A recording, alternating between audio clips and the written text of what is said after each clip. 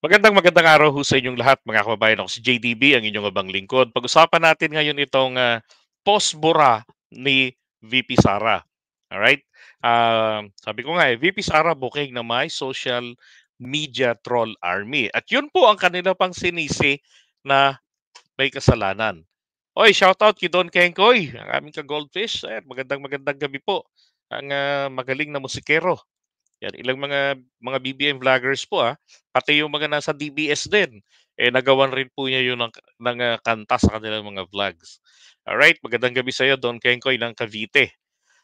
Okay, so eto, tingnan niyo, eto yung, message na binura nila. Sabi niya, "The post was removed dahil daw po hindi raw po aprobado ni VP Sara Duterte. At ang palusot nila ay horrible. The post was removed because it was not approved by VP Sara." Eto yung matindi. There was a system error in the social media team. Kayo po mga kababayan, tanungin ko po kayo, ano hong ibig sabihin kapag ka social media team? Hindi po ba ito ay grupo ng mga tao? 'Di ba? Grupo ng mga tao 'yan. Oh, etong system error, saan po ba natin ito nakikita o naririnig na dahilan? Hindi ho ba sa computer, sa programming, 'di ba? Sa sistema nito. Tapos pinag-combine ng Office of the Vice President, kung sino ba naman yung loko-loko diyan. Grabe, gagaguhin pa mga Pilipino. Paano lang, paano 'to? For what? 'Di ba? Kinarma lang, lalo pa hong napahamak. Hmm. Social media team is another term for troll army. Ang mga troll armies po ng mga 'yan po yung mga bayaran, 'di ba? Sila yung ang trabaho nila, taga-ano, taga-atake, taga-post, taga-pagpabango, gano'n. 'Yan yung mga accounts na wala halos picture at wala rin makita kang pagmumukha, 'di ba, ng may-ari nung account. Tapos pare-pareho yung mga sinasabi nila kasi copy paste lang sila. Oh, 'yan sila kawawa naman yung mga 'yan. Sila pa sinisi, 'di ba? Sila daw po eto ganito lang 'yan, etong, troll army nila VP Sara ay merong system error. Hindi ko alam kung seryoso sila sa dahilan na ito na sinabi nila sa media o sa taong bayan o habang sinasabi nila 'to sa loob-loob nila, naghahagalpakan sila ng tawa. Kasi bobo ka na kapagka naniwala ka rito.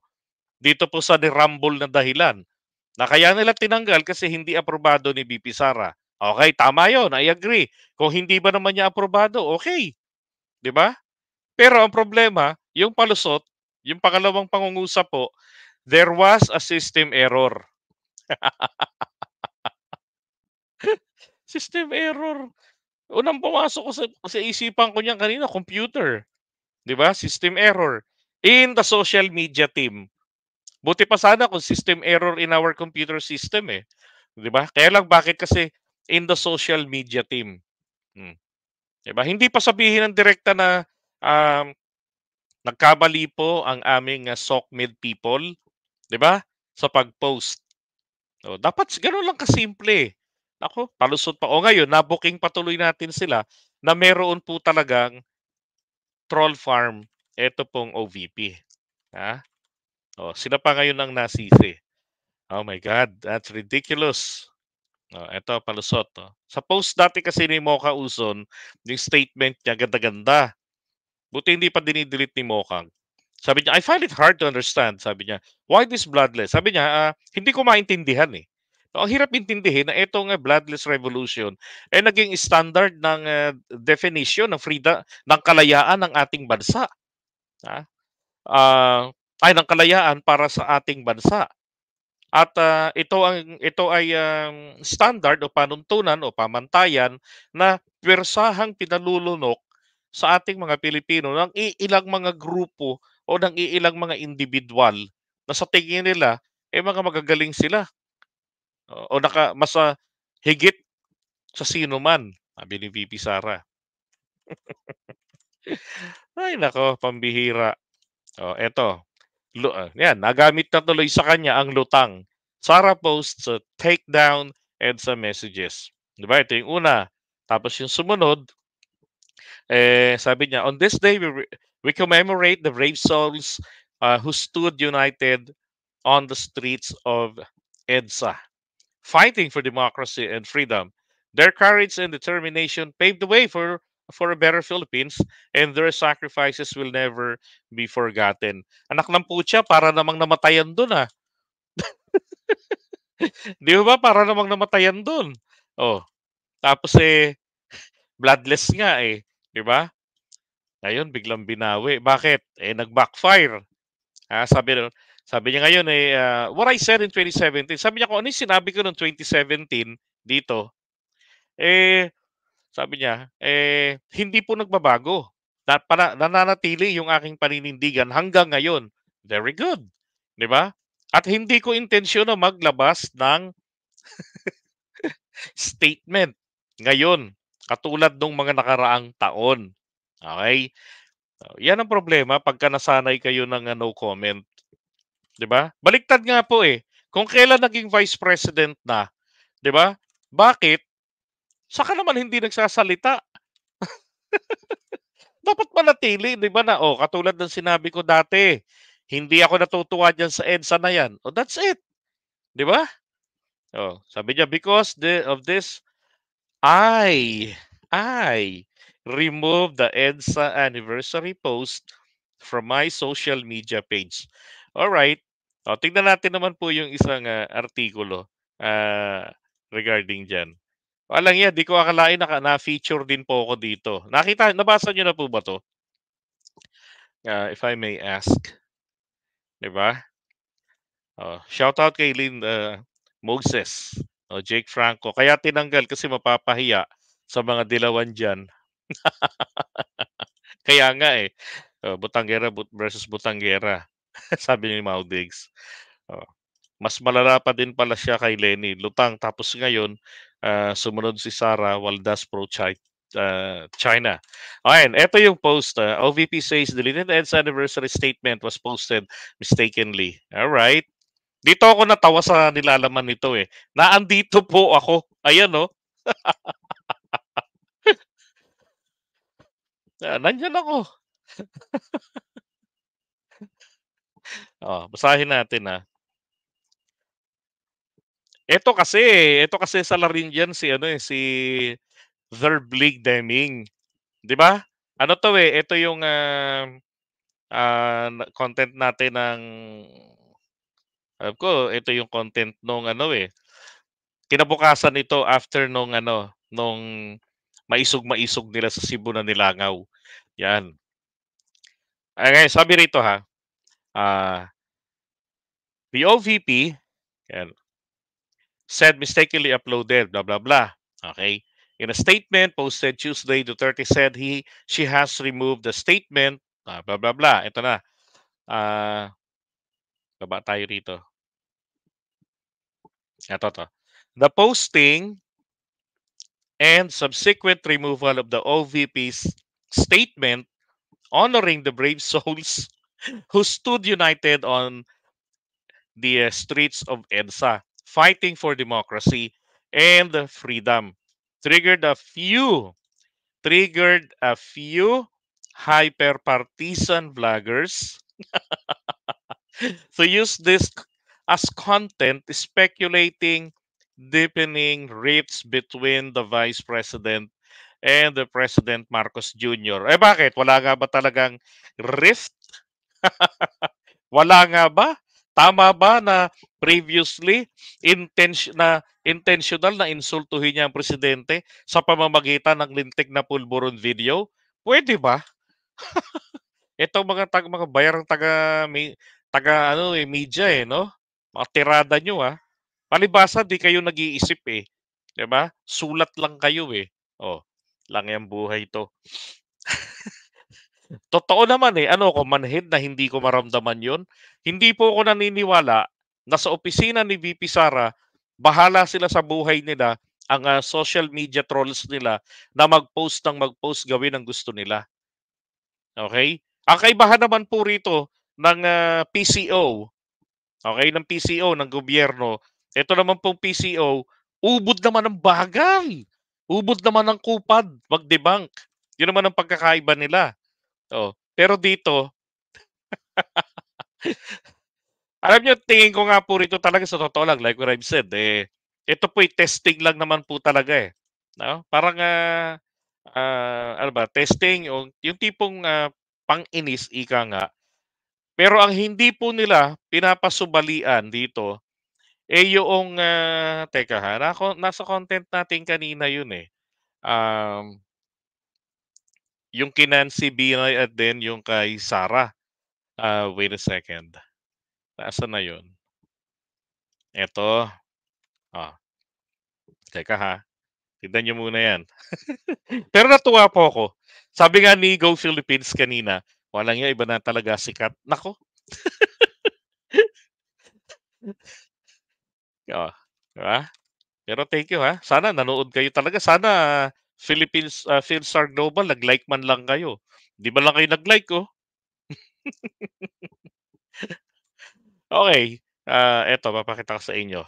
Hindi nila to pinasubalian eh. Kaya hindi po ako nagtitiwala na it was not done intentionally. Ano, ko uto-uto?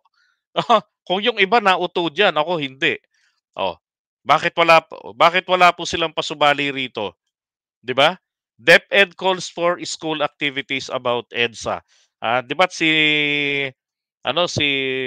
yung original na Fiona, sabi nila the Black Fiona, visit kayo, 'di ba? Anong sinabi nito? Dapat na sabi niya, sana unti-unti maituro siya sa next generation. Ito daw pong diwa-diwa eklabo ng EDSA. Ito namang ating magaling na VP, 'di ba? Sabi niyan, DepEd calls for school activities about EDSA. Ano 'to? Magra-rally-rally kayo tapos kumbaga magdi-drama kayo na i-monologue natin ito kunwari mag-rally rin tayo, pabagsakin natin si Marcos sa kapangyarihan. 'Di ba ano, katarantaduhan. O magtuturo kayo na, special subject, pag-aralan natin yung bahagi ng kasaysayan as if kasing level ni Jose Rizal. EDSA naman ang lesson or moral from the story ng EDSA People Power. Tragis leche, katarantaduhan yan. 'Di ba? Mainam nga na testing ng panahon yan, yung EDSA eklabo na yan. Ang ganda ng mga pangako eh. Ang problema, pinako nila eh. Pinako nila. Sila yung mga sumira, yung mga involved diyan. Yung nagpabagsak kay Apo Lakay na akala mo naman sobrang gagaling na mapapatakbo ng maayos ang bansa natin. Ano, 'di ba? Kabilang yung lola ni VP Sara. Na lagi nagrarasis bomba raw gabi-gabi doon sa Davao City, anti-Marcos rally nila. Siya yung promotor doon. Yung binigyan ng parangal, yung teacher pa yan binigyan ng parangal ng mga incheck sa China noong panahon ng pandemic. Kaya lang ngayon lang after ng termino ni PRRD na isagawa yon. Oo. Kaya hindi ako maghuguyo po na yan pong post na yan, yung post bura nila, it was not done intentionally. Tragis eh. It was done intentionally dahil mismo ang ating DepEd, hindi po ito tinututulan. Yang panawagan na yan na magkaroon ng mga school activities tungkol dyan sa EDSA. Mabuti sana kung tuturuan nila yung mga bata paano tumawid ng tama, paano tumawid diyan kapagka nasa EDSA ka na. Yun, okay pa yun eh. 'Di ba? Magwalis sa paligid ng EDSA, okay pa yun eh. Pero kung itong literal na may kinalaman diyan sa EDSA People Power at yung sabihin yung mga lesson diyan at dapat matutunan ng mga Pilipino, leche. Isang malaking katarantaduhan yan na ituro yan ng DepEd. Katulad din yan ng pagtapangarap nila na magtayo ng museum diyan sa UP Diliman, para po sa Martial Law Museum. Manatili na lang ngayong virtual. Dapat ang gawin ng Presidente Marcos diyan, i-rescind niya yung batas. May kakayanan po presidente natin, but I doubt na gagawin po ng presidente natin 'yan, 'di ba? Kasi sasabihin bengador. Pero para sa akin bilang isang ordinaryong Pilipino, eh, hindi po dapat na magtayo kailanman ng martial law museum. Bakit? Siyempre kung ano lang yung kwento, 'di ba, ng mga pabor diyan, ng mga kalaban ni Apo Lakay, yun ang magiging laman. Hmm. Kahit wala na si PBBM, magiging dahilan 'yan para sa patuloy ng paninira sa kanila at pambobola sa mga Pilipino, pang-brainwash, 'di ba? Basta para sa akin, kapagka hindi ho matinong Marcos, 'no, pagka balahura ang utak, 'wag ho nating iboto. Hindi porket Marcos boboto na natin, 'di ba? Kapagka sablay po yung pag-iisip, kilala niyo na yun, 'wag niyong iboboto, 'di ba? Iboto natin yung para sa bayan. Marcos ka na, may plus EDSA ka na, pero dapat makabayan ka. Eh, yun nga panuntunan ni PBBM, eh, sa mga ina-appoint niya, eh. Oh, naman, etong OVP natin. And again, para sa akin, 'di po talaga puwede. Hindi ako mapapaniwala diyan na it was done unintentionally kasi nasanay ako sa no comment. Ito yung mahirap, eh, 'no? Sinubukan mong mag-comment, hindi nga ho, sinubukang mag-comment. That was siguro first time. Tapos yung comment inasa sa ibang tao, tama? Inasa sa ibang tao. Eh, yung ibang tao, hindi alam yung kanyang paninindigan noong 2017. Bakit? Eh, dilawan din kasi yata yung hinair o baka naman po, eh, SOCMED, team nila, eh, produkto po, 'di ba, ng, Cory Education. O ayun, ang, nangyari, nag-post ng kontra sa ano, sa kanyang pananaw noong 2017. Hmm. Kasi dapat po ang isang leader ay nagkokomento, 'di ba? Biruin mo ordinaryong tao lakas magkomento, yung leader hindi, eh, ka leader, follower ka lang, 'di ba? Ay naku, iwan na nga muna natin 'yan. "She's very funny," sabi ni Tinay. "She's indeed very funny."